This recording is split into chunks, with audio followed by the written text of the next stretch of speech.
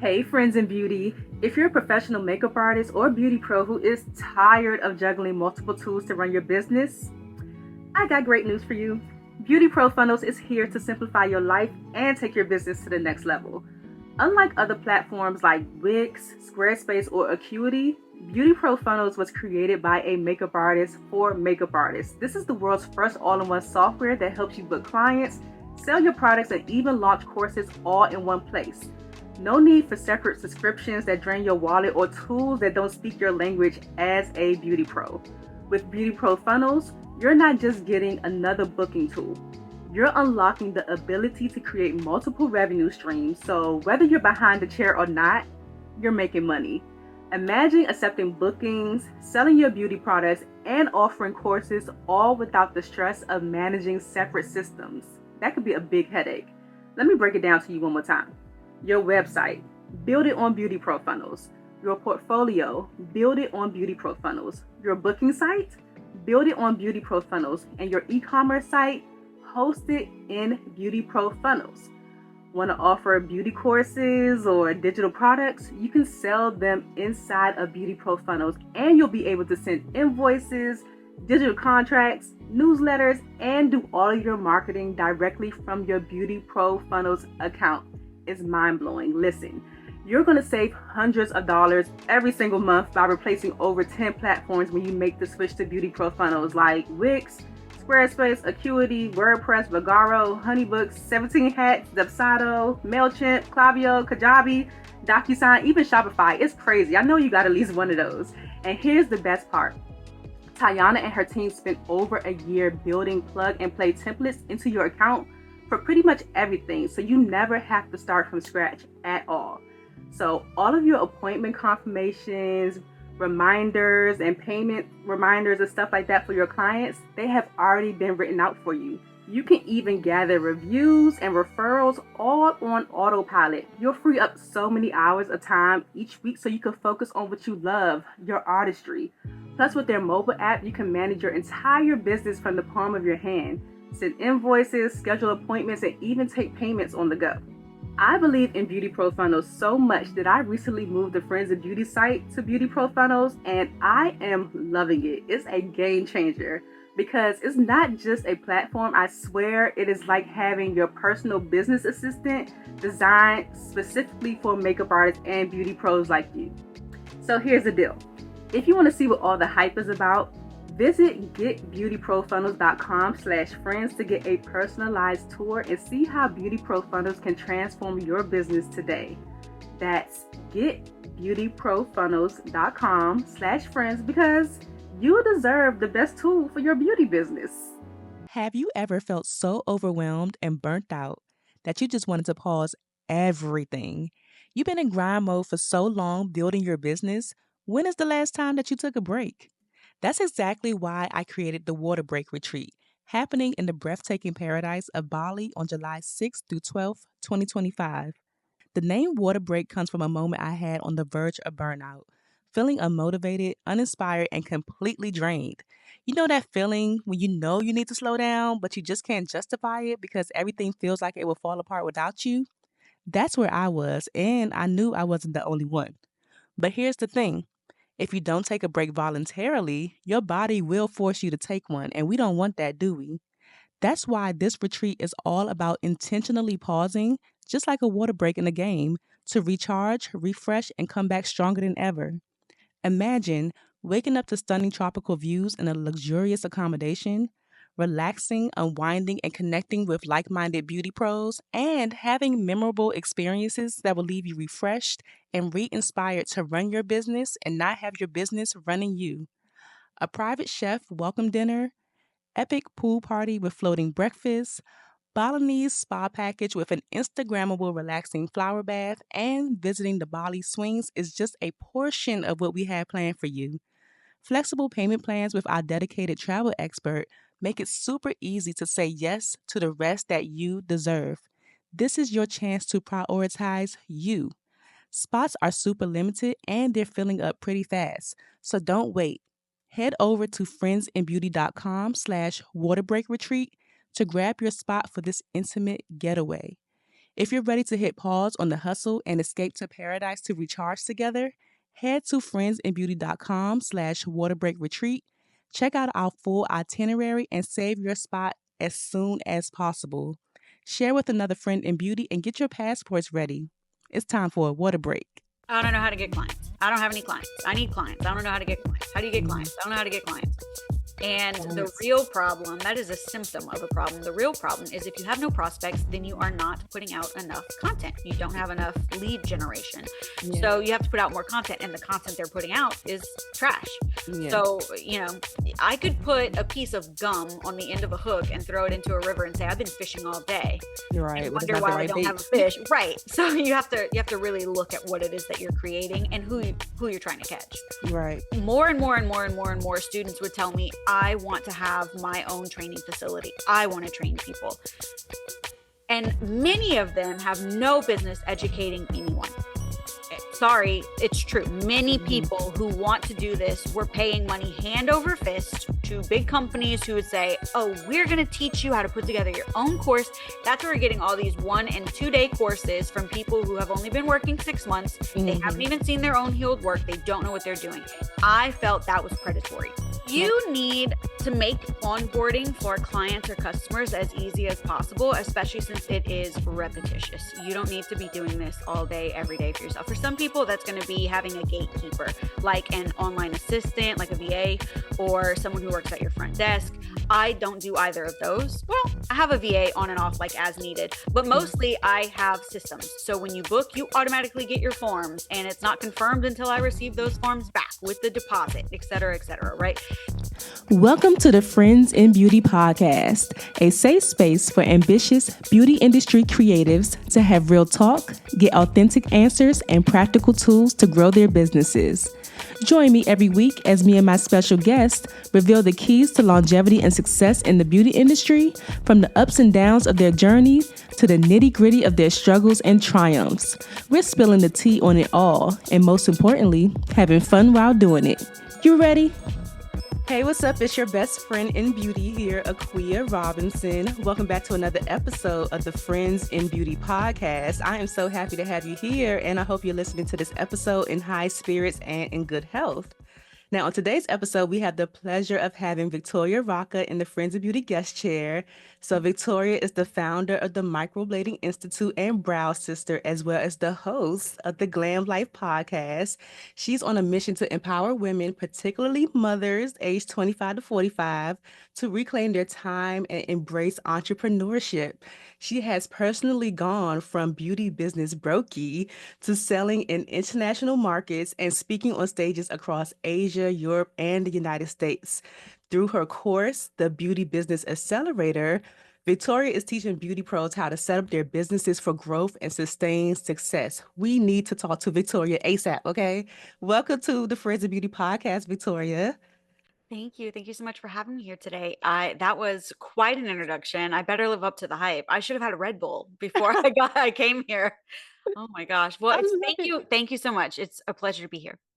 It's a pleasure to have you. And I'm glad you liked the intro. I was like, beauty business brokey. Love it. Love that. Love that. I'm a pop culture girly, so I don't know. This is literally singing that song the other day in my head, like brokey. I am. I speak in brain rot. I speak in TikTok. That is so funny.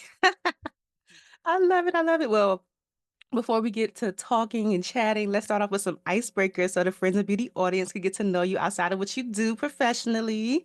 So first one, just give us 3 random facts about you. 3 random facts about me. I have 2 children, but I've been pregnant 4 times. I was a stripper all through college, and I largely credit my business success to enjoying that job. Okay. And I met my husband in high school. He was beating up my boyfriend, and I didn't date him until my last year of college because I was like, I don't know about that guy. This is spicy. Hold up. Tea, honey, tea immediately. Immediate tea. So your now husband was beating up your then boyfriend. So that's how y'all met? That's the first time I ever laid eyes on that man. I wonder how the old boyfriend feels now. He's like, "You married Well, him." we don't rag on him. He's deceased. So if you Okay. didn't know, it's not a big deal. So it's been a long time. He was even deceased a few years before my husband and I started dating. So Okay. it's non-related. Yeah, non-related. Okay, great. And stripping, I mean, look, I feel like most Look, I women used are. to be a hot thing. I'm pretty now, but I used to be hot. Okay. I used to be really hot Oh when my, I was 21. And, now I'm almost 40. So yeah. And your mom. I'm just a fat mom. Oh my God, What stop. movie is that from? Where does she say that? No, I'm just a fat mom. Look, I could think of so many movies that could have came from. I was just watching this new movie on Netflix, Kinda Pregnant with Amy Schumer, and it's so Yeah. funny. Hilarious. Yes, You know okay. what I watched recently? Don't watch it. Do watch it. Who cares? I don't know you. You can't come get me. The Menu on Netflix. Oh, I did see the preview for that. I haven't watched it yet. I am so up after watching that movie. Like, Oh my God, now I gotta watch it. Victoria said watch it. She said don't watch it, but watch it at the same time. yeah. Watch it with one eye closed.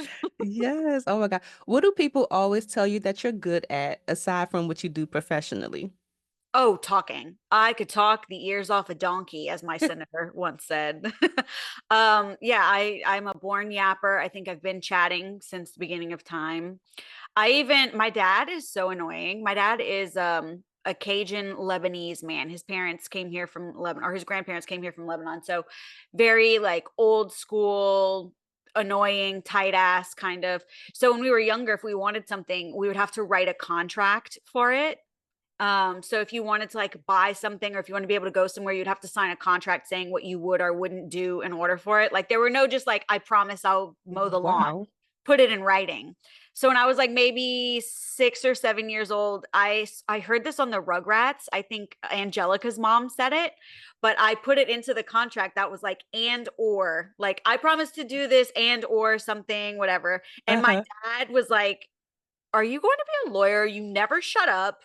You just wrote out like almost a professional contract, except that it's written in crayon. So I've been in business making deals forever, just Right. That's chatting what I was away. just saying. Like, no wonder this thing comes naturally to you. You've been writing contracts since you were 5 or 6 years old. I wonder if I held any of them. Like, I wonder if I actually held myself to any of those contracts. Probably not. Dad was probably like, I'll let her slide. That is so cute though. I love that. When is the last time you did something for the first time? Have you had any new experiences? That's such a good question. That is such a good question. When's the last time I did something new? Um, well, in an uneventful event. My husband and I celebrated 13 years together. It's actually on Valentine's Day, but these are his he's in the oil field, so he's 21 on, 21 off. So these were his days off. So we went to Biloxi, Mississippi, which I had not been to before, or if I Uh-huh. had, as a child, I don't remember it. It's the cheapest way to go to the beach and perfectly Oh, nice beach. They have a casino there called the Beau Rivage, and it is owned by the Bellagio. So it is literally just as nice as the Bellagio. It's yeah. beautiful. So anyway, so we went there and we went there for dinner because there's a restaurant I really wanted to try that's like really beautiful. I like, for date night restaurants, I like the lights low, I like a little lamp on the table. I like it to be Mhm. quiet. In the pictures, that's what it looked like. But actually, it was very loud because it's more of this open concept I fucking hate. I cannot stand open concept. I hate it in house. I hate it. I do like it in my business because I like a little gossip. But anyway, we're sitting at the table and on the menu I saw that there was gumbo. I ordered gumbo in Mississippi. I Uh-huh. knew it wasn't a good idea, And but I you're from New Orleans well, I'm from about 2 hours north. So where I live and New Orleans are different or cultures, even though we're about Louisiana? 2 hours apart. They make gumbo in a way that I don't like to eat. I wouldn't Okay. order gumbo in New Orleans. We make gumbo the Cajun way. Their gumbo is more red. It's got tomatoes in it and Old Bay. We make it brown with the Holy Trinity and none of that stuff. We would never Got put you. tomatoes, okra, Old Bay in our. So I asked them, I said, is it brown or is it red? And she was like, oh, it's brown. So I gave it a shot. It was okay. Okay. It's kind of thick. Yeah, tough critic. You gotta go on like a gumbo tour. That was a few new things. I tried a new city. I tried a new casino. I tried a new dish because that definitely Hmm. wasn't regular gumbo. Hey, kudos. You try something new though. But that's nothing exciting. This inspired me. I have to find something new and wild to do. Yeah, do it. Let me know. What's a current mini win, like a small win or milestone that's leading up to a bigger goal that you accomplished so far? Oh, sister, let me tell you, I paid off $60,000 in credit card debt. That's why we decided to go to a casino to celebrate because we are Yes. debt free. I mean, other than mortgages stuff, but Yeah.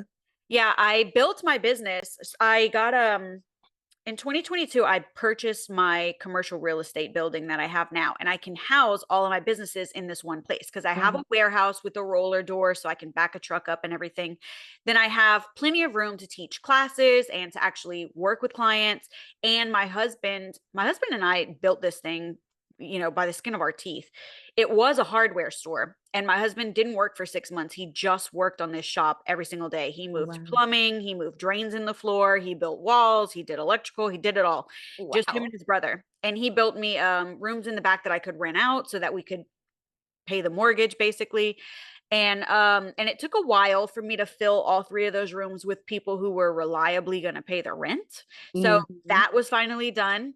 I rented out my biggest room. That's finally done and it's going really well. And I really like the group of girls. Look, when you get a bunch of girls working at a shop together, Yeah. it's a crapshoot. You don't know if they're all gonna like each other, or if there's gonna be Mhm. friction, or if there's gonna be one weirdo, and you're Yep. locked into a contract. You don't know until they start working there every day, but they don't start working there every day till they sign the lease. Right. But so I bought that building and I obviously got a loan for it. I got a mortgage for the building, but then everything else I was maxed. The business was maxed on credit and I was Mhm. starting Brow Sister. So I needed tens of thousands of dollars really quickly. So a lot of it, whatever I was making that day, cash in hand, I would hand my husband and he would take it to Home Depot and buy more supplies. And the rest we were putting on credit cards and we were just paying it off as we could. But then, babe, that interest started chapping my ass, like eating me Right. alive. I was hand over fist paying these cards off. I didn't take a salary last year at all. I just Mhm. paid credit cards, credit cards, credit card, credit card. And finally, I made the last payment. And I screenshot all like six of my credit cards saying $0 balance. I had to wait like 2 days because they all had to update. I Yeah. kept checking, zero, zero, zero, zero. And I sent it to my husband. He Oh was my like, God. That is as long as none of amazing. those are our checking account, this is great. Right, as long as not the checking account say 0, 0, 0. That is amazing. And now, like, that you have everything paid off, are you thinking of other things to, like, add more to the credit card? Like, we always have more No, ideas, so it's like, no. That's the problem with me is that I don't think I'm a doer, not a thinker, okay. Like the Romans would be really disappointed in me. Like I'm not a thinker. I'm a doer. So sometimes I get myself in a situation where I'm like, well, I should have thought that through. No, Yeah. I'm not thinking of anything to put on credit cards. I'm just putting things on credit cards. So, but I'm paying them off. Because now Gotcha. I'm addicted to the air miles. I travel a lot for work, and the more I put things on my 2 United cards, the more I get miles and points for it, right? So I think of it as an investment in my own future. Yeah, investment in a vacation, a new place to As long as go. it's not sitting there, as long as your card is zeroed out every month, you're fine. You Yeah. just can't start stacking so much on it that you can't pay it off. I love this. Well, congratulations. So the Not last financial advice. Not right. financial advice. That is so important to say. They be like, It "Well, was scary last Victoria summer. It said." was scary. And you didn't take a salary. Like I gotta circle back to that one. This is the last question for the icebreakers. If you weren't the founder of the Microblading Institute and Brow Sister, podcast host, all the things you do, what else could you see yourself doing? Do you have I any think I'd be other? I think I'd Hmm? be dead. I think I'd be dead if I weren't doing all these things. I think I might drop dead. I had another okay, so I've actually had like a billion jobs. Mhm. They say it takes like 7 streams of income to make a millionaire, but they also say something similar that I can't remember about how many tries it takes before you have a successful business. Mhm. So I live by those two standards. I try to have lots of streams of income, but also it took me a while to actually have a successful business. Right. So my degree is in child and family studies. I have a bachelor's of science, and I used to work in the nonprofit field. I ran a boys and girls club, still close with the director of the club. We speak several times a year. And I make donations annually, but that was not the job for a chatty Kathy who wants to go and see and do. That just wasn't being locked in a gym all day for Yeah. $2,000 a month was not the vibe. So I left. I can sew really well. So I was doing alterations. We have Mardi Gras balls here. So I was doing ball gown alterations. I was hemming things Okay. for people. I was taking things in for people. I've even made dresses from patterns. Wow. I wanted to make my wedding dress with my mom, but she was sick at the time. And the one that I bought was gorgeous. It was just a prom dress, but I loved it. Nice. Then I was a birth coach. That's actually how I met one of my booth renters. I helped her deliver her son, her youngest son, Caden. Oh my So cute. gosh. Is a birth coach and a doula the same thing? Yeah, I was a doula. I didn't know if you'd know that word because it's kind of a niche word, but yeah, I I'm a am doula. seeking certification presently, looking for places to get certified, but go ahead. Oh, okay. I'll send you well, let me see if she's still in business because that was Mhm. some years ago. That was maybe 2014. But yeah, my coach was great and I took that class in maybe in New Orleans. She did the class, but she's from Uh-huh. Florida originally, but she kind of like travels and does things. Nice. Okay. Yeah, and so I did that for a while. I attended 10 births, 11 babies because one was twins. And I've to this day never seen a girl born. So I thought the good Lord was saving daughters for me. I thought I was just going to have daughters. And as soon as they kicked that machine on and I said, "That's a penis." A boy. See what that is? Twice. Just, no girls for me. That's fine. So I have all my pink, all my pretty, all my soft, all my fun at the clubhouse over at my shop down the street. Mhm. None of that lives in my house. People always say, "Oh my God, I can't believe there's no pink in your house." Babe, it's a bunch of dudes who live here. It's a bunch of Yeah. guys. Yeah, I was not successful at writing grants for people. I was going to work on Fiverr and help people write grants. Hmm. What else did I do? Oh, I have my certification in dental assisting. Never worked a day in that field. And yeah, so I've kind of done it all. I've done a lot. And of course, Yeah. stripper. Hi. That's Yeah. everyone's favorite. But that was the one I was probably most successful at. This is like a random question. Like, when we see movies and stuff like that, why do strippers like never have any money? They're like always working to like They have every poor day is their education. last day. It's like I gotta work this day to make the like. Why do they And ever it's have that any way for money? real. It's that way for real. Because easy come, easy go, right? You get $500 or $600 tonight, cash in hand, and you're 20 years old. You should be stacking it away. And sometimes you are if you have a level head and you're saving, you have like a goal. Some people really do have like a shoebox somewhere where they put half of their earnings every night. And some people start saying, well, I can have a nice car. Well, I can have a nice bag. And it kind of is club culture too. If you have a Hmm. bunch of girls who are sitting in the back dressing room who are, have Gucci down, they've got a Louis Vuitton duffel bag. I still have mine. I'm not buying another one. I'm going to keep the original. It's classic. They have all this. You want to keep up with it too. And it's almost like, oh, well, you obviously don't do as good as I do because I can see what you have. Hmm. It becomes a little bit, which is super childish, but Yeah. I think it's easy to fall into that because when you work anywhere in nightlife, a lot of times nightlife becomes your whole life because you're working when everybody else is sleeping and then you're sleeping when everybody else is living. So you Right. lose touch with other friends, other family members. It's a big event if you make it to the crawfish boil for Good Friday because usually you're not up right now. You have work. Hmm. It kind of becomes, I can see how people get stuck in that hole. I was still in school the whole time, so I didn't really get stuck in that hole, but I was just exhausted a lot. Got Especially you. since I worked an hour away. I would drive the Basin Bridge and go to work in Baton Rouge, and then I'd have to go home. What? I'm so pissed at John Cena still. And I know that's very unpopular. Everyone likes John Cena. He's a nice guy. One night he had a bad night, I guess. And I don't know what they were doing in Baton Rouge. He was in Baton Rouge for something and he stopped by our club. We close at 2 a.m. when Uh-oh. bars close. He stopped in at 2 a.m. and he wouldn't leave the bar. He was just sitting at the bar, like bitching or whatever about his Like, we gotta night. go. Yeah. So we all had to stay in the back room because they didn't want there to be any like perception of people getting on his tour bus or something. Like getting on his tour bus, he's not even on the bus. He's in the bar room. What are you talking about? I have school tomorrow. It's 3 a.m. I gotta go Yeah. home. It's not gonna be 4 till I get home. I have a test at 9 a.m. I have to go. Right. And they just kept saying, shh. We got beef with you, John Cena. Okay. But you gonna see me, sir.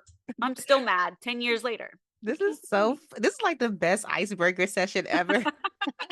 You know who the craziest celebrity I ever met was? Who's that? Pauly Shore came in one night. I can There's a see. comedy club across the street, and he was there with like a handler behind him. There's a main stage, and then there's a smaller stage that's actually on a bar. So people might be ordering drinks while you're like, flipping upside down on a pole or whatever. And I see him saying, "You're not supposed to be here." I kind of squinted at him under the lights, and I said, "Pauly Shore?" Right. Like, "Is that you?" He said, "Oh, how do you know me?" Pauly Shore. That's so Yeah. random. I said, yeah, of course I know you, Biodome, like I know who you are." And he said, "You're too little to know me. You're just a baby." And I said, "I'm not. I am a grown adult. I vote and I pay taxes and everything." Well, I mean, strippers don't really. Right. Yeah. I was like, yeah, I'm a grown adult and I do know who you are. What are you doing at this club in Baton Rouge?" And he was just being really weird. He kept speaking to me he would only talk to me in baby talk and only refer to me as a baby. And there was thank God, bachelor party who was they have the upstairs is like a pony wall that's glass so they can see everything happening down on the floor. And Mhm. someone had seen me on that stage and said, "We want her as one of the girls for the bachelor party." So the DJ called me upstairs and I said, "Oh, that's me. I got to go." Sorry. So I'm like getting my money and I'm trying to get off stage. And he goes, "Ooh, baby's in demand." And Oh my I God. hear that constant, like, thank you, Pauly Baby's in Shore. I hear that all demand. the time. When I get really booked, sometimes I look at my booking system and I think, "Oh, baby's in demand." I like that. Baby's in demand. Yes, I He love got that. kicked out. This is so random. John Cena, Pauly Shore doing wild things. I'm Oh, glad that you mentioned earlier, you mentioned the streams of income because I wanted to like start by asking you about that because I yeah, saw that I think we always hear like seven streams of income makes a yeah. millionaire. And then I always started hearing people saying like it doesn't necessarily have to be seven random streams of income. It could be seven streams of income within the industry that you're in. But I think I saw that you have five. Do you still have like five streams of income or something like that? Counting my money? Yes, I'm counting your coins, girl. So here's my take on that. Yes, you can have, I think there's power in diversification. I think that having in streams of income that are unrelated to each other is great. And that has helped me in the past, having some kind of diversification, because if one industry suffers, I still have income. But it's certainly easier if they all come from the same industry, because then you only really need one target audience. So Mm, you're only advertising to one market and you can retarget them to then get services or buy classes or purchase products or courses or whatever. And you continue, you don't have to build two audiences. yeah. But like I said, the problem is putting all your eggs in one basket. So sometimes it is good to diversify. So I have the school where I Mhm. teach people, and then I have clients who I actually do the service for. I know a lot of people get into coaching and they don't do in-person services anymore. They just are full-time coaches. I don't believe in that. I think that if you don't have your finger on the pulse, if you haven't done the thing in a decade, you cannot accurately coach me to success in 2025 if you haven't done it since 2013. Yeah. So I do maintain and continue to mostly eat off of in-person services. Then because I have the school, they come with student kits for each class, right? I wanted to bring the cost of that kit down. And it just so happened to be at the same time that one of the products in the kit was not really available. I don't know what was going on with that company at the time, but they were temporarily off the market. Now they are permanently off the market. So I brought their formula to a formulator and asked him to help me tweak it and turn it pink. And it was called blue gel. We call it pink gel. And I slipped into the market while they still weren't in. Nice. So I bought some retail space for myself there, but also it's in the kits, right? So if it's the first product that you used, you're not going to change from it unless it lets you down. So if Right. I'm in if I'm the first numbing everyone uses, it's going to go really well for me. That helped tremendously because I can sell that anywhere. I don't need to be there. I don't even need to be the face of it. All it has to do Mhm. is work. So when the US isn't doing super great, or my region isn't doing super great for people who are coming to in person services or whatever, like if oil is down, which is most of Louisiana's economy, then I'm the first thing to get cut because I'm a vanity service. What happens if you don't have eyebrows? Yeah. Nothing. You just Nothing. look surprised when you get out of the shower. Like Yeah. nothing happens. So people cut us and things like shopping or housekeeping, or they cut us Yeah. real quick. which means no income for you.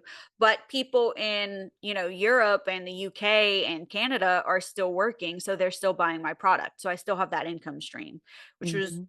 fabulous.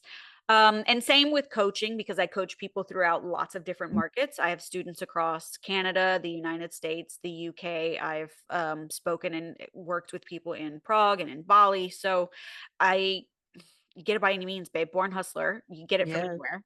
And then, of course, I have regular, just I invest. I've got stock in Ozempic. Yes. Yeah, and is there anything? Is that it? Is that it? And then my husband has a job.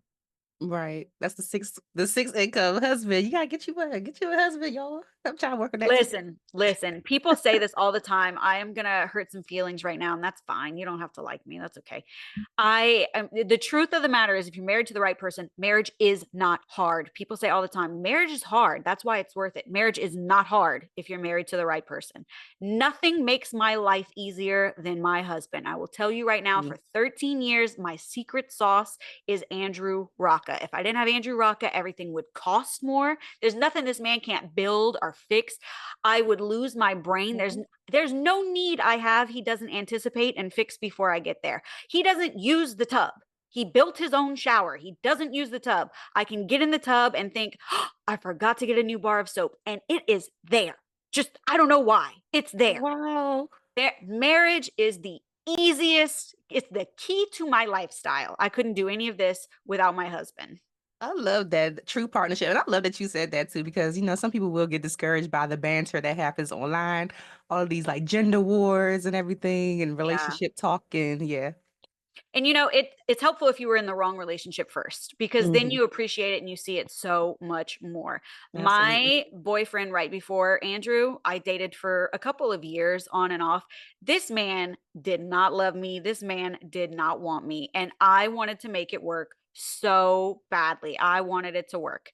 I put myself in positions that, like, I mean, I was bending myself like a pretzel trying to make this work. And if Hmm. he's not reciprocating, it's never going to work. And I Right. don't have any ill will towards this person. This person lives in Houston now. He's married. He's very happy. His family and I are still friendly. He and I obviously don't speak because that would be probably improper. But I couldn't be any happier for him. Right. Not right person, wrong time, but like good guy, just not my guy. Yeah. And that's okay. I just needed to hear that message. Sometimes when you're young, you can't hear the Lord telling you something. And boy, with both hands, both the Lord and this man were telling me, "I'm not for you, girl." And Yes. and then when I met the right one, it was like exhaling. It was like, "Oh, oh, Yes. got Yes. it. Got it. Message received. Got it. This is where I'm Ye- supposed to be." Yes. I love that. I love that. So, husband is an extra stream of income. We got that. The We have most valuable one I got. We got it. So, how do you manage all of these different things? I saw a quote that you absolutely love, which is, "We don't rise to the level of our goals. We fall at the mercy of our systems." True. So, like, what kind of systems do you have in place to like successfully run all of these streams of income? You need to make onboarding for clients or customers as easy as possible, especially since it is repetitious. You don't need to be doing this all day, every day for yourself. For some people, that's going to be having a gatekeeper, like an online assistant, like a VA, or someone who works at your front desk. I don't do either of those. Well, I have a VA on and off, like as needed, but Mm. mostly I have systems. So when you book, you automatically get your forms, and it's not confirmed until I receive those forms back with the deposit, et cetera, right?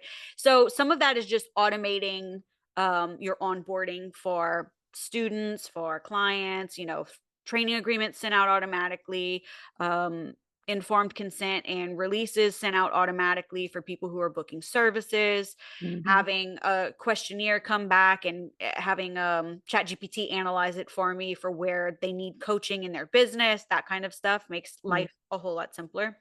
I also think that having good, successful friends around you in a similar business is one of these big keys. So I have a girlfriend of mine who's in Arizona and also in Washington. She has two spots.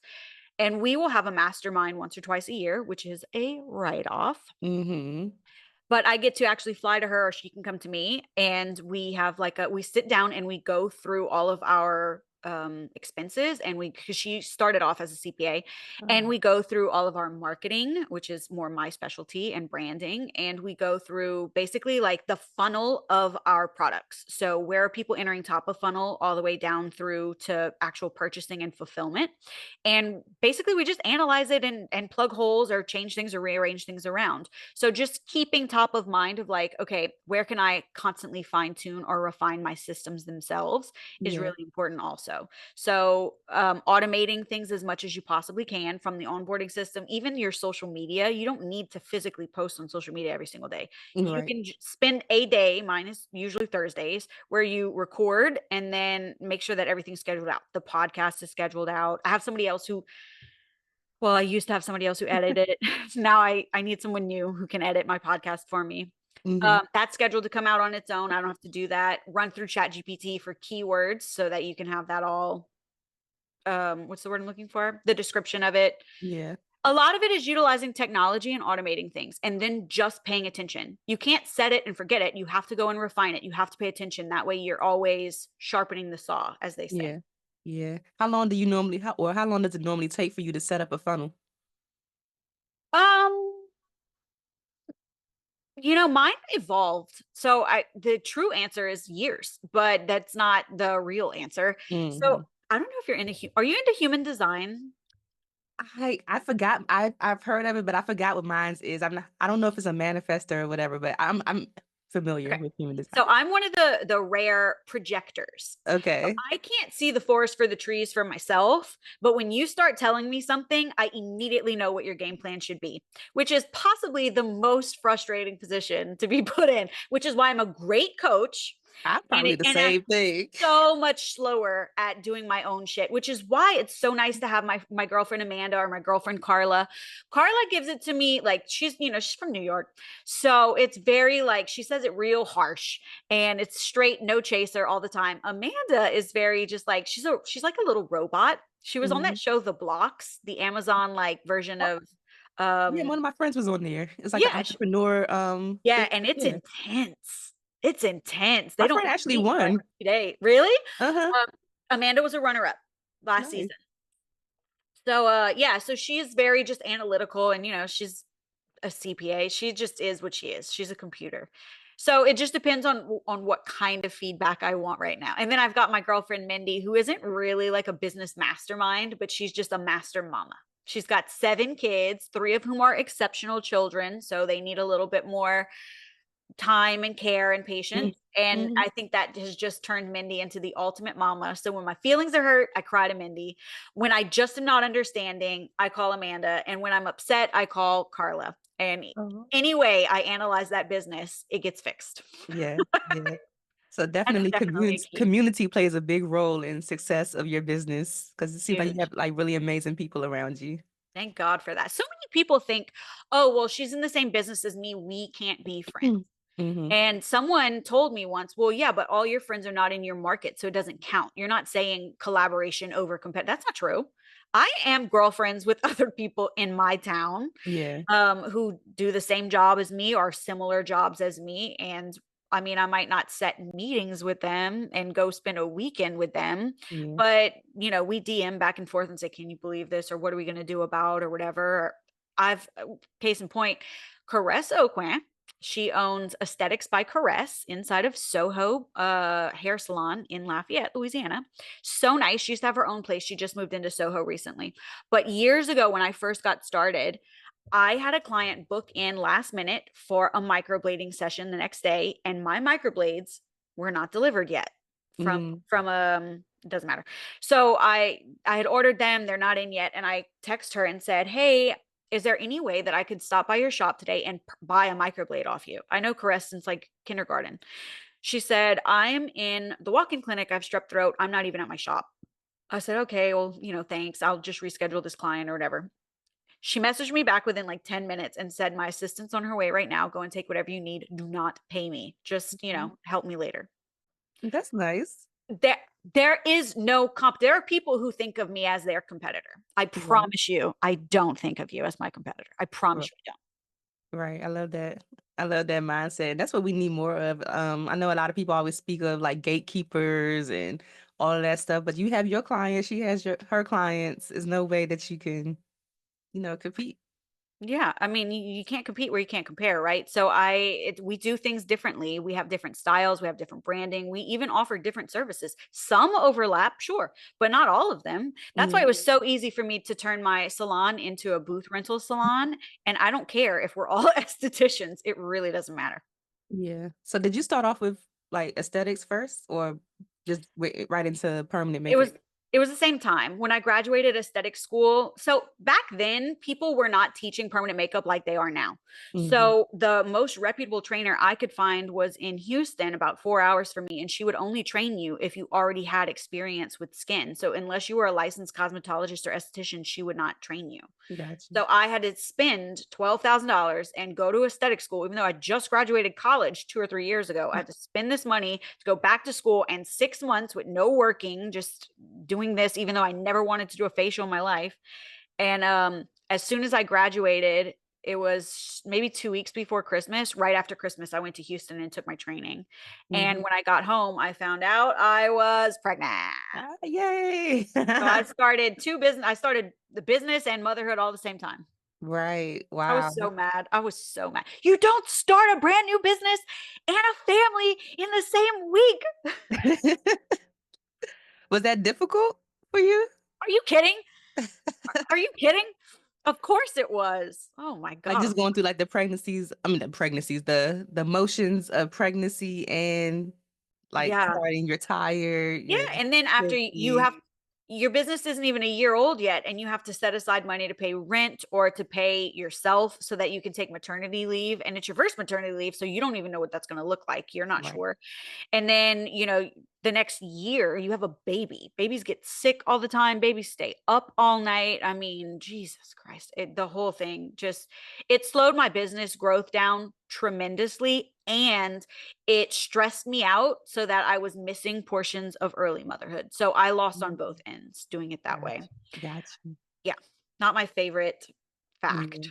Yeah, I understand that. And then when did you start the Microblading Institute? Like how long after you were already doing services and stuff?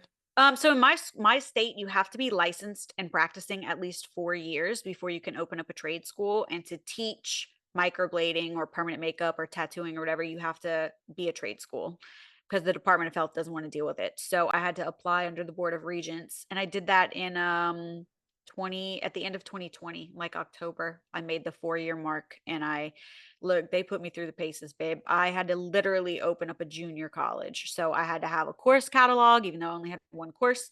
I had to have a grievance policy, and what's the policy for makeup dates, and Hmm. all this stuff. I had to have like a school bond for $1 million, and just all kind of. And then Okay.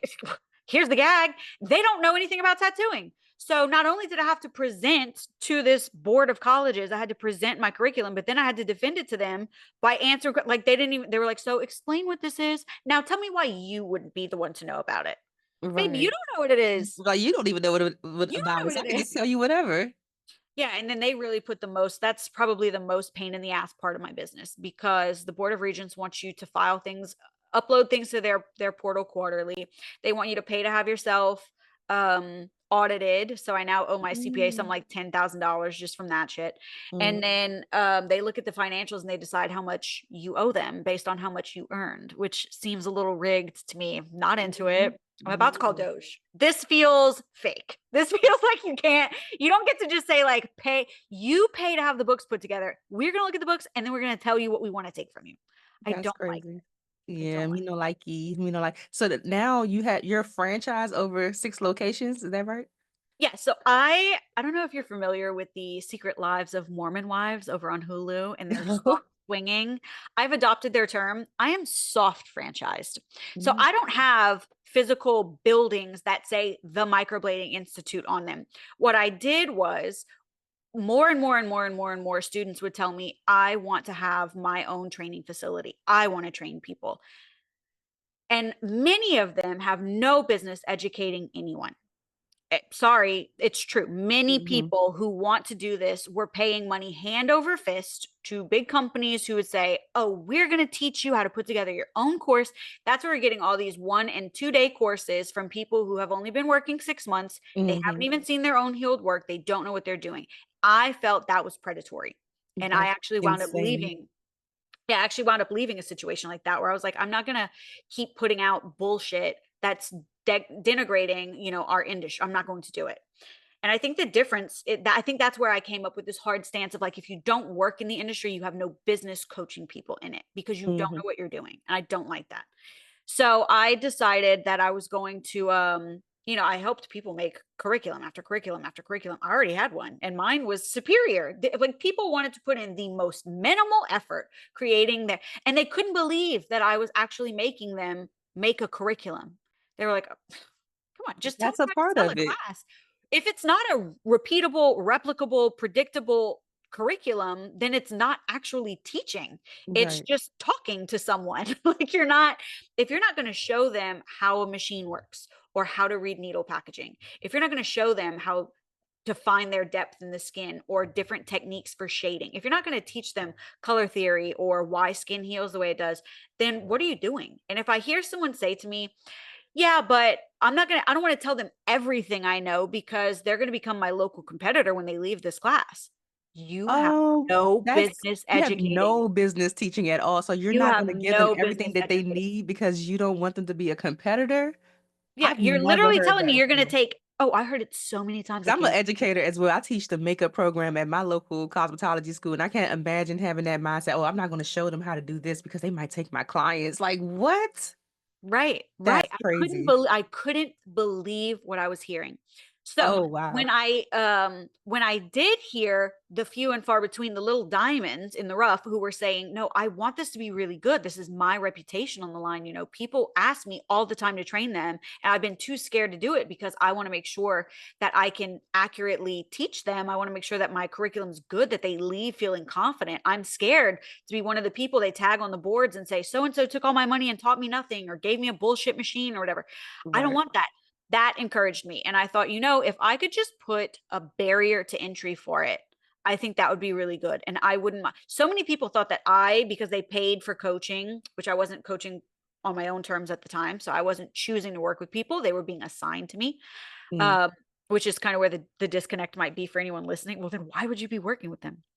Yeah, so many of them thought that because they paid someone money and they were assigned me as a coach and I had a curriculum that I was just going to write their curriculum. That like mm. I paid you. No, you have to write your curriculum. Duh, you have to know what you're talking about. People, So, come on. yeah. So everyone kept saying, "Well, can't I just buy one? Can't I just buy one? Can't I just use the one that my educator had?" That's called copyright theft. Mhm. That's infringement. Right. We're not going to do that. But Intellectual property.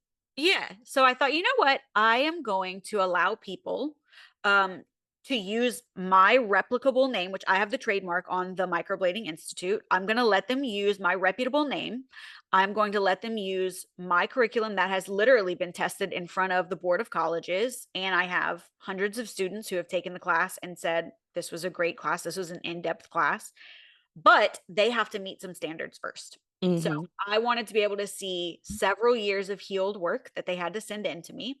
I wanted to see that they actually have business licenses, tattoo licenses. I needed proof of insurance, all kinds of barriers to entry to make sure that these people were real deal and not just someone looking to like get rich quick, which is what they all thought it was going to be. Right. And once they had that, what I did was I put the course online with a login for educators.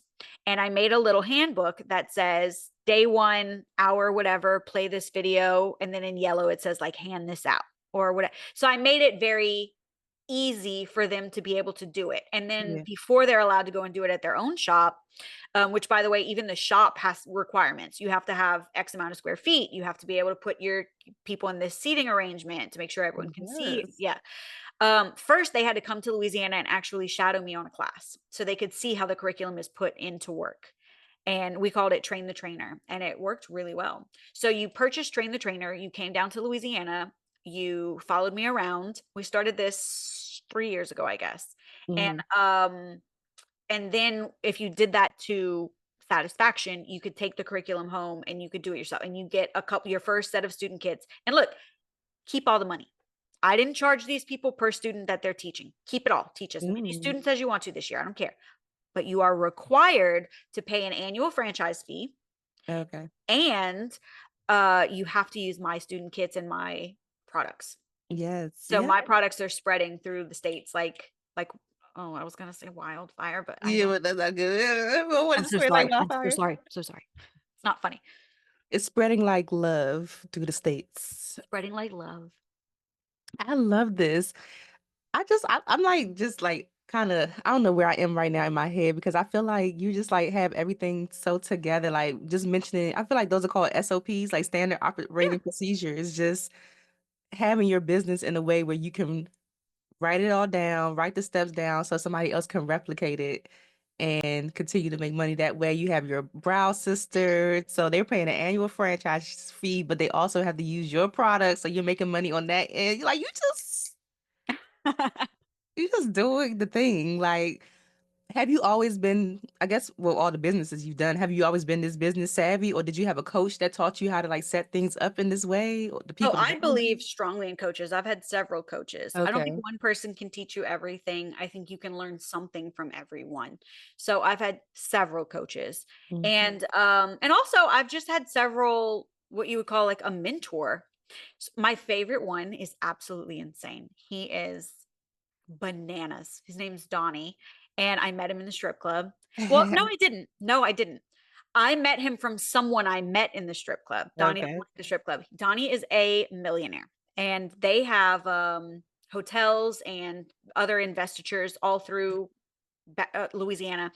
And people hate this man. People hate this man. One time I was actually at like drinks with my old roommate in college, and some guys that she knew who were like auditioning to be her sugar daddy, I'm pretty sure. And one of them said, "Well, how do y'all know so and so or whatever?" And I said, "Oh, I met him through Donnie, what's his name?" And listen, the whole vibe changed. This man got hatred in his eyes, and he was peppering me with questions about Donnie, Donnie, Donnie. And I was like, at one point, I had to remind him, I'm not Donnie, right? Like Right. I just Calm down. mentioned that I know this person.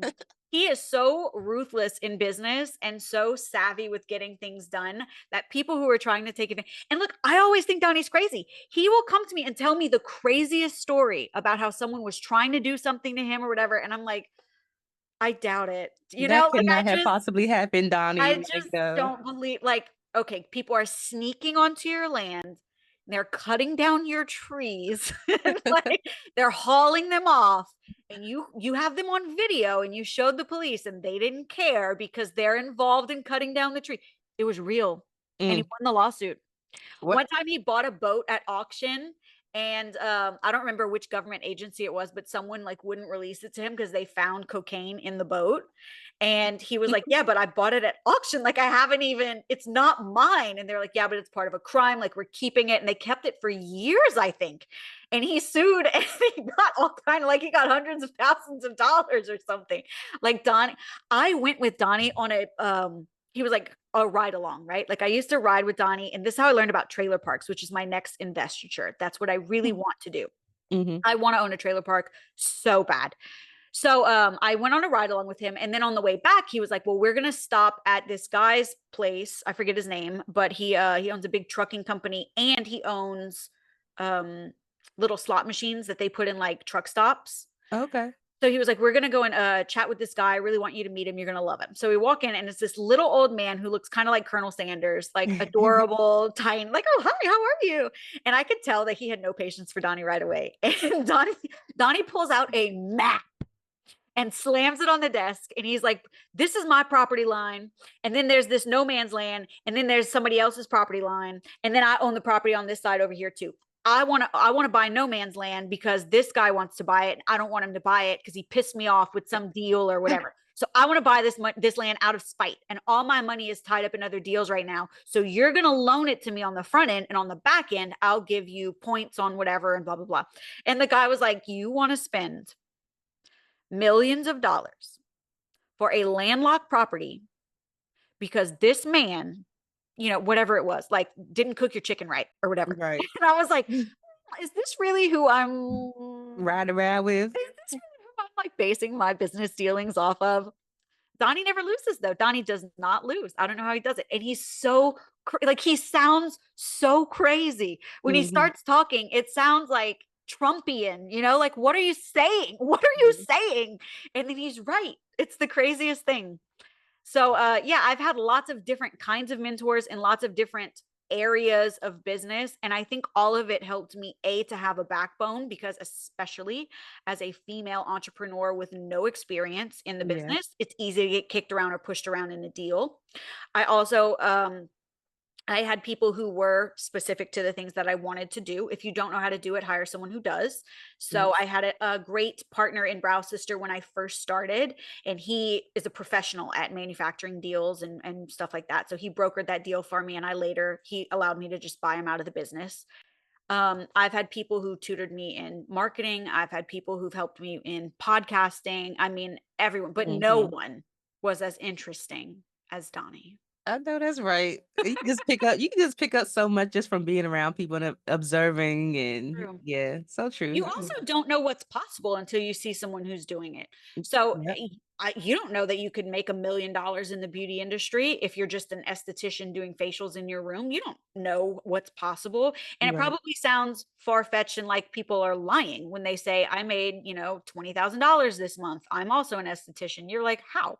How many facials was that? Well, Yeah. they sell retail and they have an online course, or they do shadow days or whatever. So until you see other people doing it, you don't really know how to stretch that dollar. Yeah, for sure. This is so cool. I just love talking to you. So when you started coaching, what Yeah. was the common problem or what was the problem that you were solving that, people were coming to you for? I don't know how to get clients. I don't have any clients. I need clients. I don't know how to get clients. How do you get Mhm. clients? I don't know how to get clients. And the Clients. real problem, that is a symptom of a problem. The real problem is if you have no prospects, then you are not putting out enough content. You don't have enough lead generation. Yeah. So you have to put out more content, and the content they're putting out is trash. Yeah. So, I could put a piece of gum on the end of a hook and throw it into a river and say, I've been fishing all day, You're and right, but it's wonder not the why I right don't have bait. a fish. Right. So you have to really look at what it is that you're creating and who you're trying to catch. Right, right. So you have the beauty business accelerator, Yeah. right? And Yes. it has a revenue growth system inside, the rapid scaling program. How did you like come up with this program? And what does it entail? I'm so glad you asked that, because listen, I every time I get a new student, I place a bet with myself. I put $1 in a jar and I'll take it out if I was wrong. I know that they're going to say, I don't have enough clients. And you ain't getting clients. It's on repeat. Like it's the Yeah. same thing. And you don't need me for thousands of dollars to sit down with you every week on a Zoom call and dedicate time on my calendar to tell you how to create a brand, or how to Mhm. figure out, what your themes are this week, or how to make a reel on Instagram. You don't need me for that. Yeah. So, and especially during the week when you should be with clients, I only have 30 minutes for you, and then you have to turn in your homework, and then you got busy with clients and you never turned it in. And so next week I can't expand on what we did last week because you haven't even done it yet. And it just Yeah. becomes a waste of your 12 weeks. And it's thousands of That's so dollars true. to buy time from me. So what I did was, the hundreds of people that I've already coached in beauty businesses, I sat down and made an outline of everything that usually goes into like a beginner beauty business. And I say beginner with air quotes because you might have been in business 2 or 3 years already, but you're still at the beginner stage. Mhm. And I just line itemed it into step by step in order of how you need to do things to be able to set up a beauty business all the way through. You had clients. Now, how do you get them back in? Yeah. And this is my life's work. This is my baby. I worked on it all summer. I had a professional help me edit it because, listen, sometimes my editing skills, like I'm a just all of techie. us, yeah, dude, all of a sudden the audio will just be screaming and then it'll be so quiet.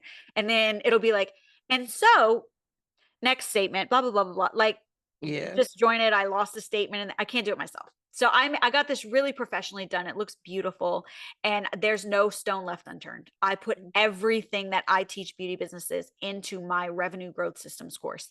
Yeah. And listen, it is a shining star. I will die, probably put this on my headstone. She created the revenue growth system because I'm that proud of it. but I don't charge the same amount as I do for regular coaching. Regular coaching is thousands of dollars because it Hmm. takes time away from me. If you buy the Revenue Growth Systems course, I literally might not even know.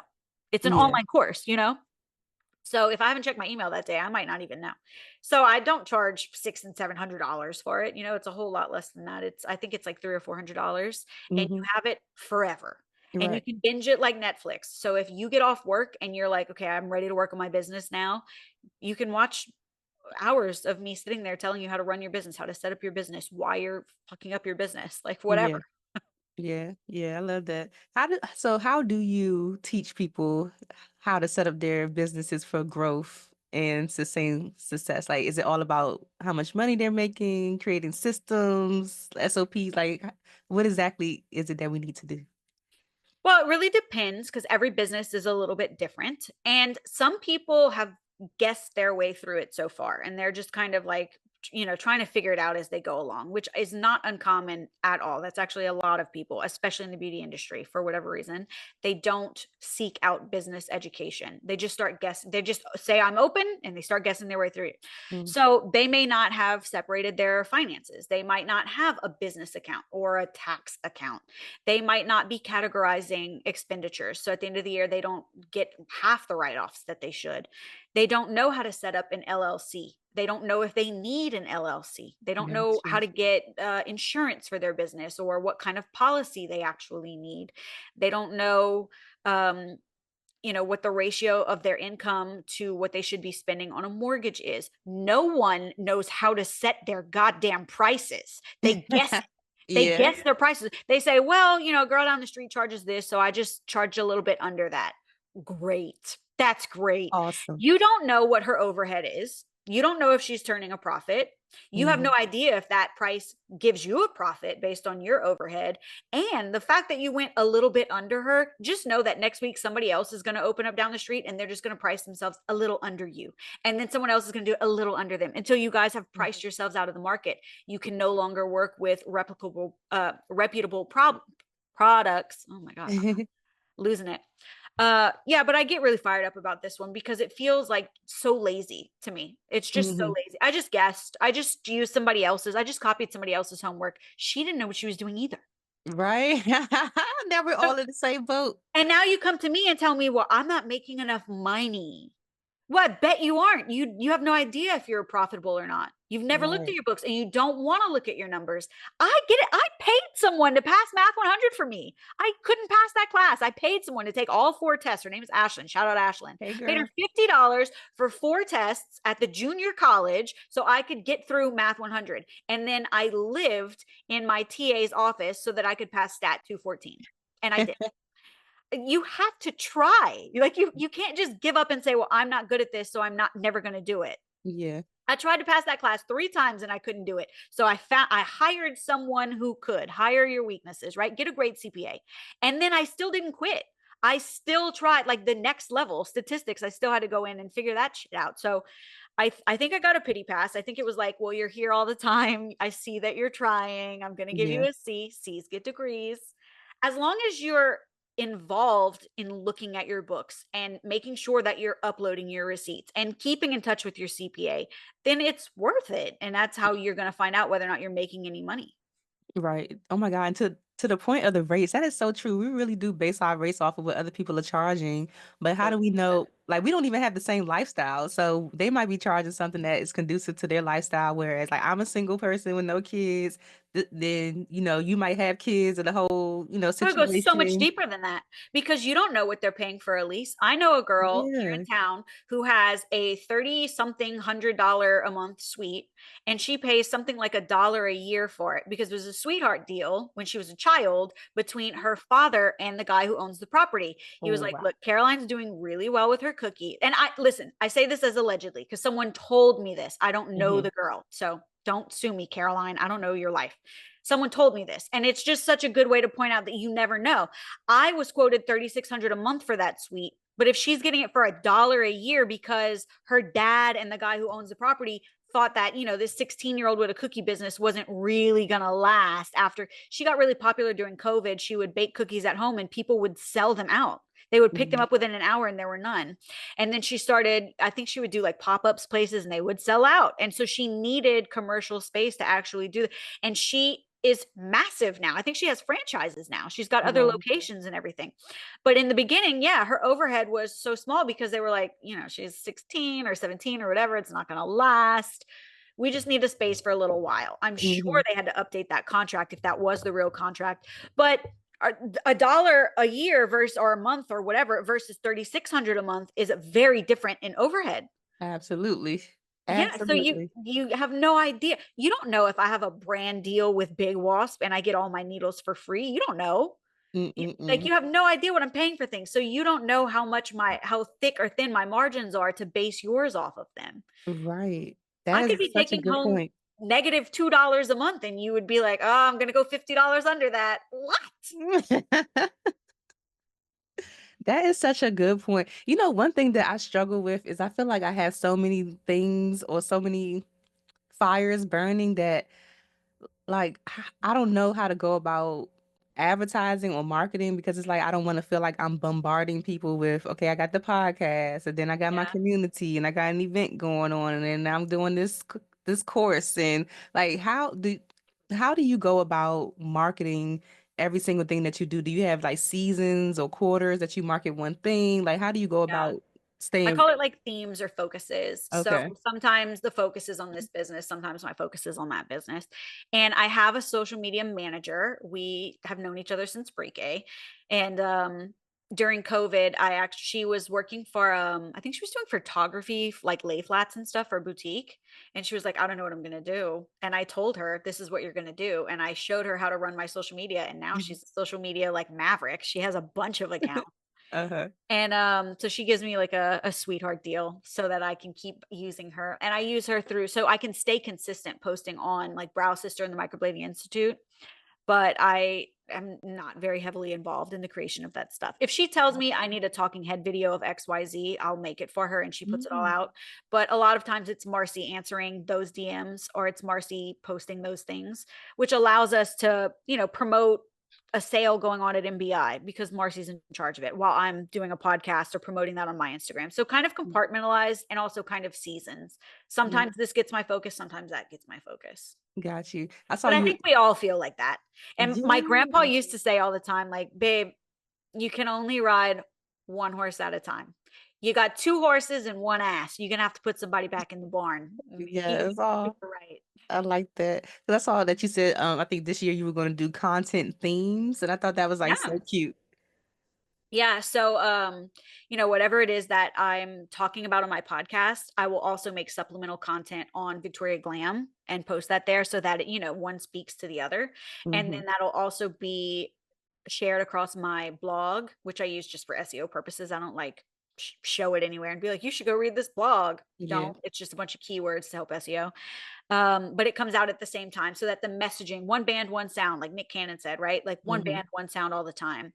And Microblading Institute does the same. So Mm. whatever we're pushing that week, that's what we're posting. That's what we're talking about. That's what we're doing in studio. That's what we're upselling in studio that week, that whole week.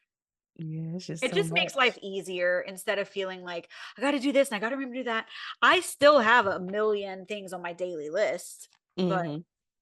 yeah, it does help a little bit because when you have so much going on in your brain, owning more than one business, just owning one business is hard. Yeah. Owning more than one business is 1,000 things flying around in your brain all the time. Tell me about it. Look at me. I'm ready for a nap already. It's not even I ain't even been up that long. Isn't And it noon for you? yeah, it's noon. I just feel like as soon as I wake up, my brain is already like firing off my day and my to-do list. And I'm like, dang, I literally just opened my eyes and I hate to take a shower, girl. I stand there the whole time like I should do that, I should do this, new idea, whatever. I don't am I massaging my brain? I don't know, but mhm, the letting out second you all the get a little ideas. peace and quiet, that's Mm, all you can do is just have new ideas, new idea. It's a curse to be an entrepreneur, man. I'm telling you. When did you start speaking on stages and stuff like that? That's cool. Maybe my first time was 2 years ago, maybe. In Yeah. LA, I spoke on a stage in LA with a crowd of like 3 or 400 people, and Like that. I'm missing that gene. I do not get nervous in front of people. I don't. You I don't at all? When you have been stark naked in front of 100 men, Oh, true. like, listen, So I've true. never been nervous about anything. So I don't know. I mean, I get anxiety when I don't know how a situation is going to play out. That's Yeah. fine. But like to just talk to people, I could do that all day long. And I know that that is incredibly uncommon. I know that. Yeah. So when students come to me and they say, I can't get in front of the camera, I don't have a lot of is it sympathy or empathy where you like I feel think it it's with empathy. empathy. I have Yeah. sympathy, but not empathy. Like Yeah. I can't put myself in your shoes because I don't know what that feels like. Yeah. There are other things that you are great at that I am not, and that's okay. This is one of the things that I am really good at that other people are nervous about for whatever. I don't know what they think is going to happen. 300 Yeah, I don't people are know. going to boo you all at one time. Never happened. Yeah. I would hope that wouldn't happen. That would just Tomatoes, be like, tomatoes, I'm throwing tomatoes. I don't know if I've spoken in front of have I spoken in front of that many people before? I don't well, maybe I have. Can't see them. I had to MC a fashion show recently, maybe like a couple of months ago, and that was a pretty packed room of people. That That's was a lot of fun. names to say. I was just talking about like the designers and stuff and what the girls were wearing coming down the runway. It was fun. Yeah, that is fun. But When speaking, you're on stage though with stage lights on you, you can't see past 2 or 3 rows. hmm That's my favorite 50 Cent quote when he was talking about Ja Rule, how he bought all the seat. You know what I'm talking about? Yeah, I know what you're talking about. He said, you come out and you can only see the first few rows and they're all empty. You still got to perform. Oh, this guy's such a troll. Okay. Love 50 Cent. I have read The Art of War. I have read The 50th Power. I have read The 48 Laws of Power, and I wish that Curtis Jackson would narrate them all. I think Ah, the story is amazing. I did a deep dive episode on him on my podcast. I love his business acumen. I just like Donnie, like he's a little crazy. yeah. Sometimes he says things and I'm like, huh? And then you watch it play out and it makes sense. He's just a chess master. And I really hmm respect 50 Cent's business acumen a lot. Yeah, for sure. The ultimate troll, but he's still smart. I love a troll. Yeah, tell me about your podcast. It's the Glam Life, right? Yeah, the Glam Life podcast. I threw PMU in the middle of that name so it would be more searchable on YouTube, the Glam Life PMU podcast. But really, it's for anybody who's in the beauty industry. And it's basically like getting a micro dose of coaching from me every week. So hmm I go on and I talk about whatever the theme is that week. It could be about business finance. It could be about expanding your business. It could be about dealing with difficult clients. It could be about hmm hiring, firing.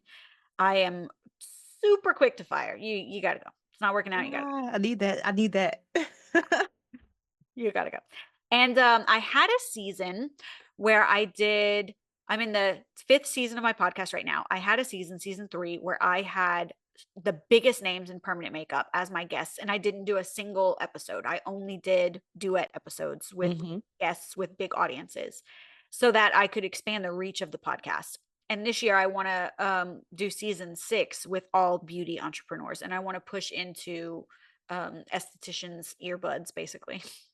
Nice, nice. I love talking to estheticians and like anytime I have like a brow person, I'd be like, oh my God, I gotta do my brows right. They're gonna be looking at my brows the entire interview. I was like, I couldn't even find the brow pencil I normally use today. I was like, oh Lord, I hope she's not gonna be looking at my Fly brows. down here. I'll do them for you. You won't need a brow pencil anymore. I know I had them done like a while ago and it's still kind of like lingering at the tail end, but I want to get like a whole new like shape. So I've been trying to wait for it to like I fade had a more. student in the DC area 2 or 3 years ago. She was doing Uh-huh. permanent makeup.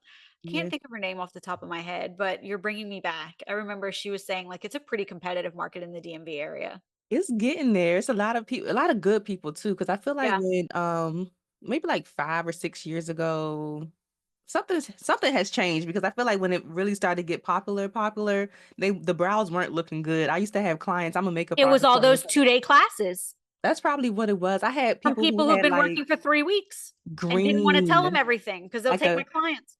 like a greenish grayish color brow. Like the pigment was just, yeah, it was like so weird. The shapes were kind of weird. But now you have a lot of people who are really good. Like the brows are looking good, the heel work is looking good, the pigments.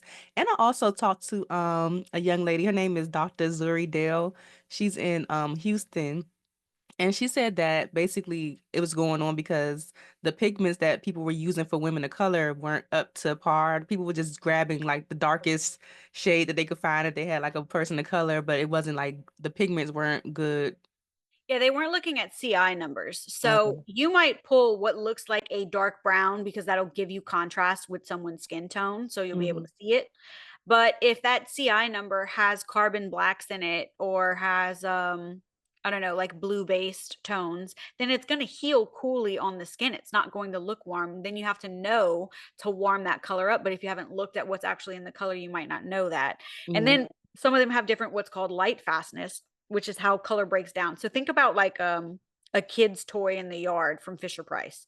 It's Hmm. bright blue and bright red, but then the sun beats on it for 6 months while it's outside. And before you know it, it's kind of blue and kind of yellow Right. because a lot of that color like lifts out in the sunlight. Hmm. It's almost like the sun bleaches it.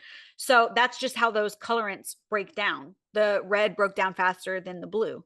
Now, Yeah. if we're looking at colorants inside of something that we're using in your skin, they are also going to separate and leave the skin. And they will set, based on their molecular weight, they'll settle at different depths in the skin. Some might be deeper in the skin, some might be closer up to the surface of the skin. So as your skin naturally exfoliates itself through your skin cell cycle monthly, you're going to be losing what's toward the top more than at the bottom. Right. So Right. if those reds are deeper, if those blues are deeper, those colors will be present longer.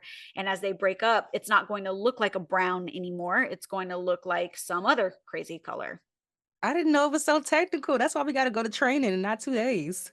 That's why I was like, I can't help you put together this class. This class is fake. I'm not going to help you teach other people bullshit. Yeah, this is so random, but like as a permanent makeup artist, like have you ever tried any other tattoos, like little tiny Oh yeah. little like I'm in a body art mentorship right now. I'm failing at it because I do not have enough time to dedicate to it. I think the guys are sick of me. Shout out Nathan. Shout out Brandon. Shout out Nathan. I'm working on it.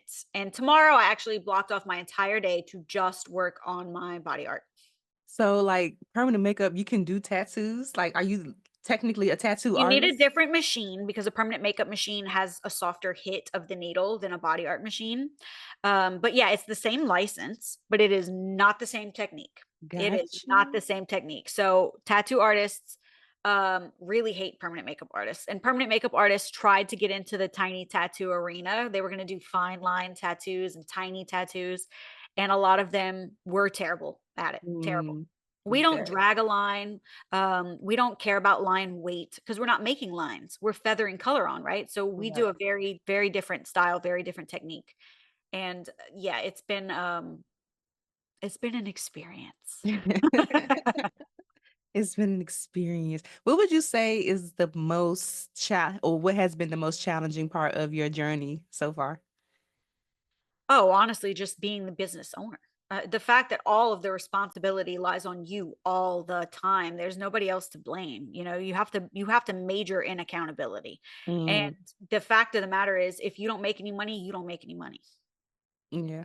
If you go and work a 9 to 5 somewhere else, if the company is, not doing well this month or this quarter, you're still going to get paid. That's not the case here. So Yeah. when you're an entrepreneur, there are many, many times that you get fucked out of some money. Somebody will take an Mhm. investment from you and promise you that they're going to do some work that you hired them for, and they don't. And there's really nothing you can do about it. Yeah. Um, Property taxes, business taxes, insurance that's mandated because you have a mortgage. You have no control over what those rates are going to be or what they're going to charge you, and you have to do it. Um, you might want to have employees so that you can make more money because when they eat, you eat. But then you Mhm. have to pay employment taxes and you have to pay FICA and you have to pay, unemployment tax. I mean, Jesus Christ, it almost didn't pay me to have employees. So I got rid of all my employees, or I told them Yeah. you could change into a booth runner if you want to, but I can't pay you as an employee anymore. It just navigating it and constantly putting out the fire in front of you. You're never off the clock. I could live such a stress-free life if I would just throw on a red shirt and go to Target from 9 to 4 and come home and not think about work again. But that's not how Right. entrepreneurship is, or business ownership, even if you just have the one business that you live, eat, and breathe. That's what you do. Your whole Mm. family lives and dies by that one business. Unfortunately for me, I have a sickness called entrepreneurialism. My brain never stops creating new businesses, I have the new same ideas. sickness. Yeah. So it never turns off. I'm up at like 6 a.m. thinking about, oh, I should do this. Oh, I should do that. And, it costs money to invest in those things. And if it doesn't work out, you just lost it. That's it. We need a vaccine. Yeah, we do. There's Pfizer. It was it's two things. If I don't forget the second thing, please don't, because I be forgetting stuff. But I did want to Me circle too, back girl. to you, like when you said that you took no salary for a whole year, you said Yep. earlier. Yep. So, and I think that is just so important to circle back to, because I feel like when we do see people's businesses and they're doing well and everything, we just kind of bypass the sacrifices that people make and just think that they didn't make any sacrifices, that everything just went well. I don't even know what I would do if I didn't pay myself. Oh, she drives a Porsche. She makes tons of money. She carries a Birkin. First of Right. all, Carla Ricciardone gifted me that Birkin when I bought my building. She couldn't come to the grand opening. She gifted me a Birkin, I which is love the that. nicest gift I've ever gotten. A pink Birkin, so it would match my bag. My husband and I bought that Porsche together, and it is used. We got it in Houston, which means that it was ultra cheap for a Porsche. Hmm. But I'd have a car note no matter what kind of car I was driving if I bought a new car. It doesn't matter. Yeah, So that doesn't mean that I don't deserve to earn a living exactly. because I have a car. That's where people speak from a place of jealousy when they say that. They say, "Oh, well, you own a business, you have money." That's I not saw the a post one time where this girl was like, she was going to stop going to this lash tech or whatever because she had just posted that she bought a house and stuff like that. She was like, she's not going to be living a lifestyle off of my dime. Like, what do you think they're supposed to do with their money? right. What do you That think? is possibly one of the most ignorant things I've ever heard. And I'm like, and the audacity of you to, and the ego of you to think that your service is paying for everything. Like, she has multiple people, so if you It's like go, the it's still like going the to be other man who won't pay people. child support. It's like the man who's like, I'm not giving her $40 a month. She's Right. going to Mexico with your $40, Like, sir. please stop. Sir, Yeah. you're embarrassing me. Baby daddy. Shoot. Oh my God. Yeah, people don't necessarily understand it unless they've been through it. But I think that's for all walks of life. If you haven't been through something, you don't fully understand the scope of what it feels like to be in that situation. And, business owners get a lot of perks. That's why we choose to remain business owners instead of going Mhm. get, regular 9 to 5 jobs. We have a lot of freedoms.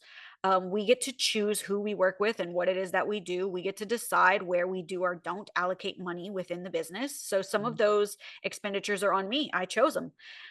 So it was one of the things that I did in 2024, which was the worst year for a beauty business since I've been in the business in a decade, was I trimmed the fat. I really, really, really tightened my belt a lot in my business. I got rid Mhm. of different services, different contractors. I trimmed it down as much as I could, and I stopped paying myself. I couldn't Is that afford. that financial cleansing you were talking Oh about? yeah, big time. Oh my Yeah. God. Every January or end of December, actually, when no one's working for those last 2 weeks when the kids are home, I just sit there and go through what's it called? My starts with an R, Rocket Money account that like Oh, categorizes things for me. So yeah. I finished settling up any uncategorized stuff. I say what it was because my CPA has access to those categorizations through my QuickBooks. And then I look at where money is actually going. And I'm like, why am I paying for that? Why am I'm Yeah. about to get rid of my business phone number. I'm about to cut it Mhm. off because it's $168 a month to AT&T. The phone has like $60 left to be paid off, so I'm about to pay off the phone and Yeah. stop. I will lose the number. I don't care. I'll go on the website and say just this is the new number and I'm going to put my personal number. You know why? Because I don't utilize it anyway. I no Yeah. longer have employees, so I don't have people calling the business for other people.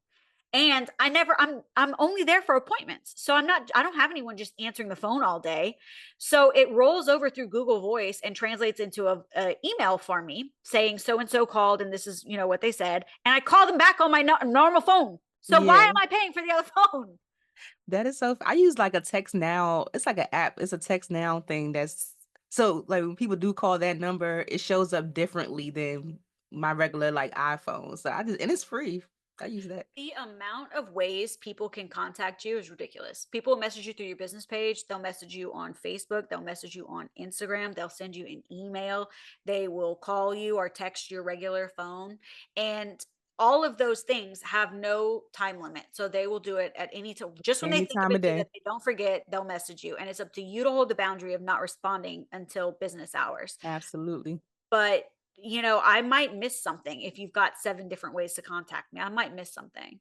The other Absolutely. day, somebody hadn't received a package from Brow Sister and they were looking for an update on it. And they DM'd me on Instagram and I saw it pretty much right away. I was building a snowman in the backyard.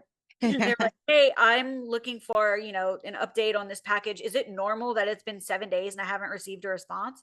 And I said, "Where did you contact us?" She said she submitted like an info thing on the website, which I didn't even know we had an info box contact box on the website. Uh-huh. I was like, "Oh, sorry, yeah, we must have missed that." Anyway, do you have the order number? I'll track it for you right now. And within like 2 or 3 minutes, I had the tracking sent to her. It was actually out for delivery, so whatever. Oh, And she said, "Thanks. I'm so sorry I wrote that comment." And I was like, "What comment?" Like, I didn't see, I don't, uh, you're doing everything but talking to me. You're filling out contact forms on the internet. You're leaving yeah. comments on things that I don't even like.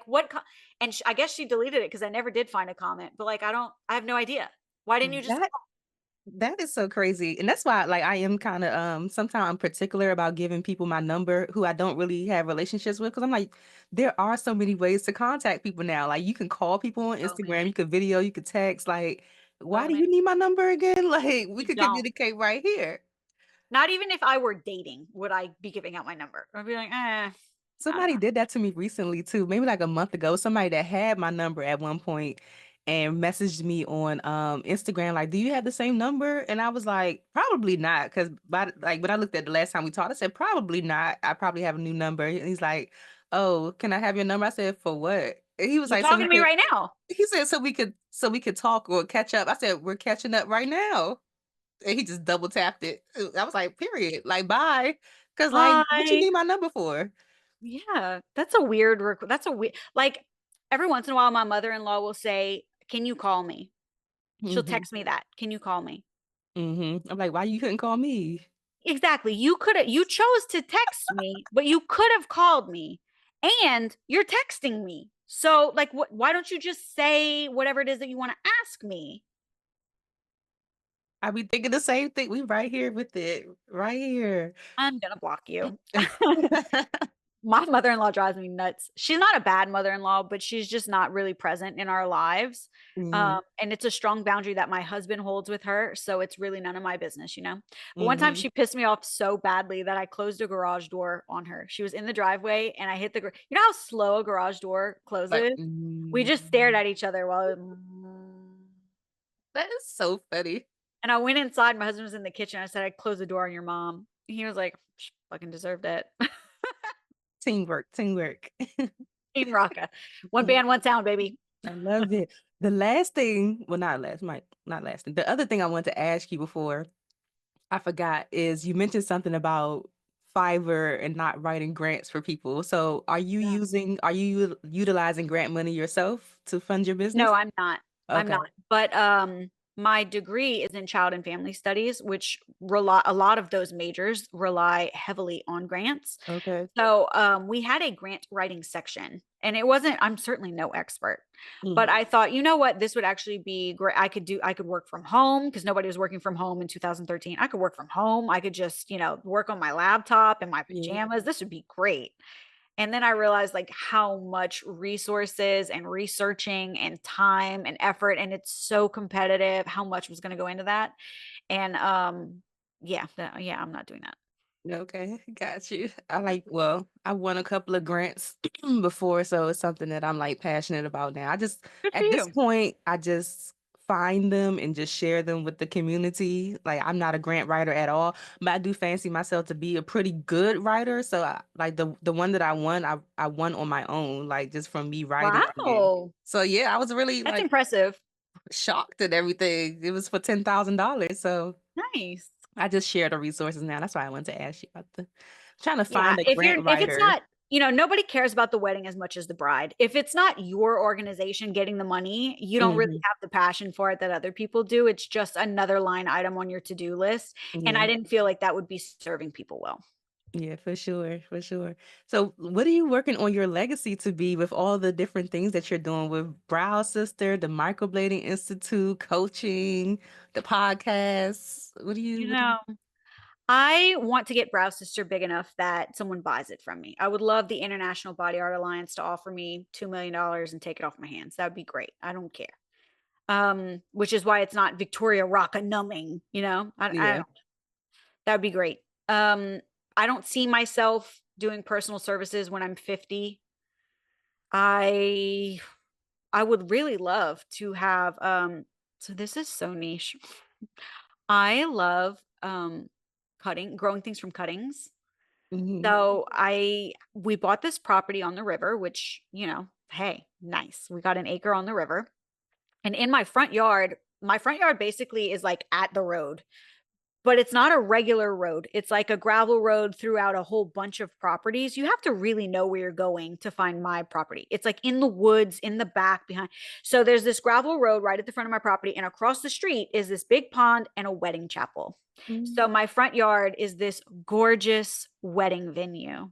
And I would love to take the $2 million from someone who buys Brow Sister for me, sell my commercial real estate, which is on the main street in town, and I have an acre next to it as well that's empty. Sell it to Uh-huh. like a car lot or something, have a couple $1 million, finish building our house on the river, and own the I would love to own the wedding venue and let Mhm. somebody else run it because I don't want to do it with brides, and let photographers rent the pond and landscape it really well. And then maybe be one of those people on TikTok who goes live all day long while I'm potting things and sells clippings. And I don't Yeah, care if I make any money. I just love doing it. That would be my like dream retirement scenario. I Get love out of it. personal services, just live a nice, quiet life, never leave the land like Janelle Evans. Don't get me started on Teen Mom.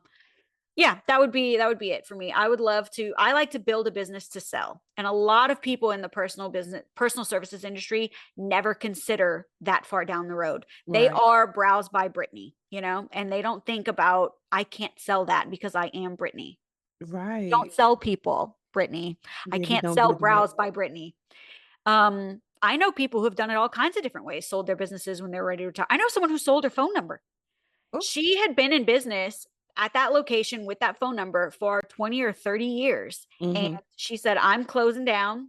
All I have to say, you can't sell clients because they're not necessarily going to go with whoever you sell the client list to. So all you can sell is like your chairs, your mirrors, your blow dryers, whatever. She said, you know what? I can sell my phone number. You can move into this suite and do the same thing I'm doing, and I'll leave the phone number here for you. So when Mm. people call and say, is this whatever salon? Can I come in? You'll get those clients. And I think she made like 18 grand on her phone number. That's dope. I've never even thought about that. That's a good You idea. you have to think with some forethought on how you're actually creating the business so that there's value left in it, even if you're not there. Mhm. So the Microblading Institute, that's a replicable system. I've Right. proven that. People in 6 different states have decided that they're going to go ahead and sell the curriculum, and I'm not there. I never meet those students, and they can sell it Mhm. as many times as they want.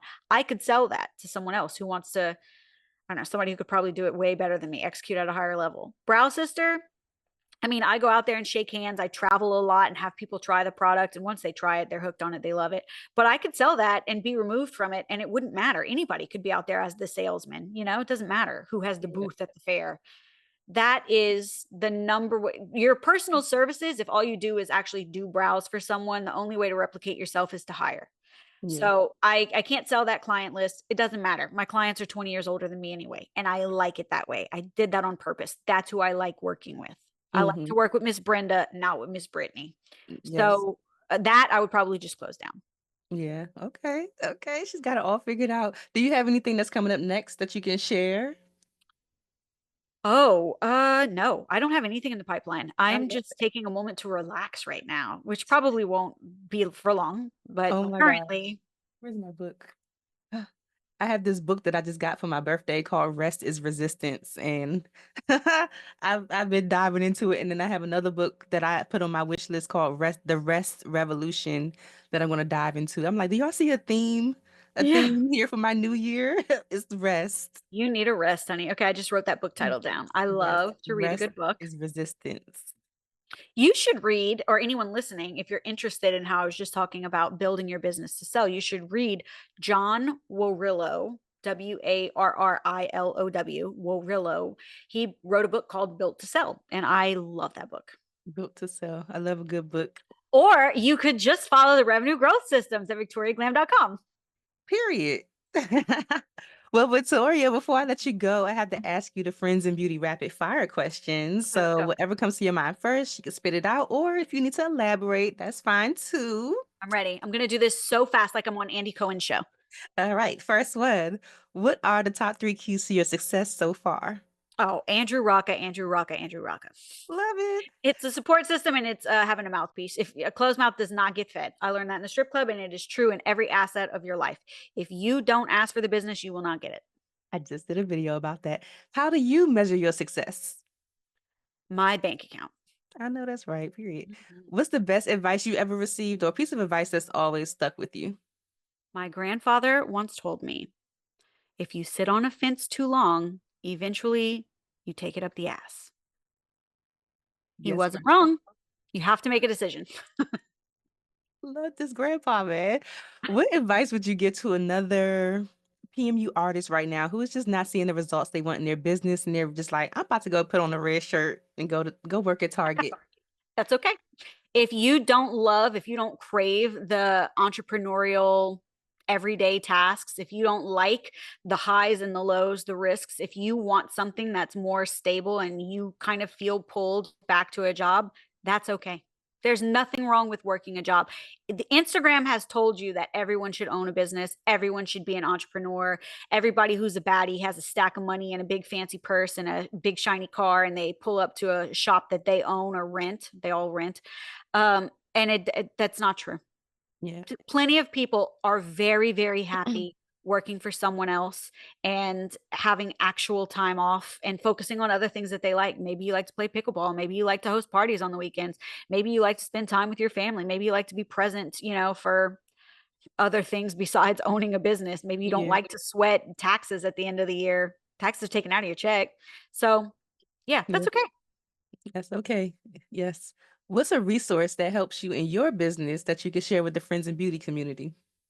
Oh, I love this local networking group I'm part of called Trust Acadiana. Mm. They used to work on the Moxie system. We just left it. And now we call it Trust Dollars. But basically, it's a barter system for local businesses. So if you come and get like a piercing with me, which is worth $40, you don't pay me. You run your trust card, and you get 40. I get 40 points for it, and I Mhm. can use them at any other business. So any other business that is on this same network, whether that's, I mean, it might be a walk-in medical clinic, it might be a doctor who does injections. They have a guy who does dirt. I'm going to need a lot of dirt for the house I'm building. Yeah. So I'm saving my points, hopefully, to use to buy dirt. Ah, I love that. Okay. So the last one is just a statement that I want you to repeat and say, my name is blank, and the key to longevity and success is blank, whatever you think it is. My name is Victoria Racca, and the key to longevity and success in the beauty industry is believing in yourself. Nothing is going to get you into and growing your business faster than a little bit of delusion. The Lulu, make it come true, Lulu. I Yes, love listen, that. we are a marriage of checks and balances. My husband is the eternal Eeyore who always says you can't, it won't work, this is why. He's analytical. He is the smartest person I've ever met in my whole life. Truthfully, he's never wrong, because if he's not sure, he just doesn't say anything. He Mhm. just doesn't speak at all. When he says something, he really means it. He's not just bullshitting. It's not coming off the top of his head. He has analyzed it. He's always listening. He's always watching. He's always thinking. Very analytical guy. He's an engineer. He made a Mhm. 99 on the ASVAB. Smartest person I know. And I don't think before I do a single thing. I just like, yep, we're going to do it. I am the golden retriever. He is the black cat. I love that. Oh my gosh. Well, before you go, please share any social media information, website, how people could connect with you, your course, the microblading brow sister, all the podcast, everything, whatever you want to share. Absolutely. So my podcast is weekly. It comes out on Mondays. It's called the Glam Life Podcast. Follow me on Spotify.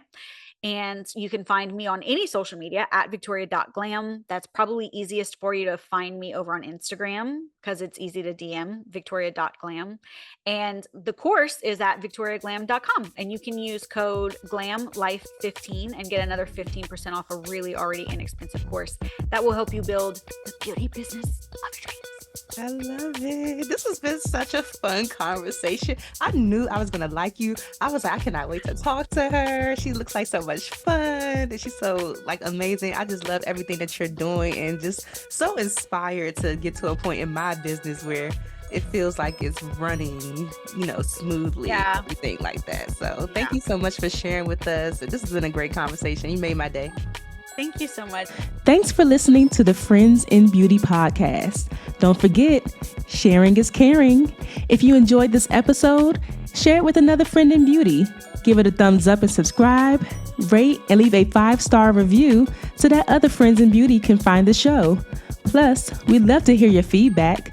Connect with us on all social media platforms at Friends in Beauty, # Friends in Beauty to join the conversation, and join our Friends in Beauty Facebook community to stay connected.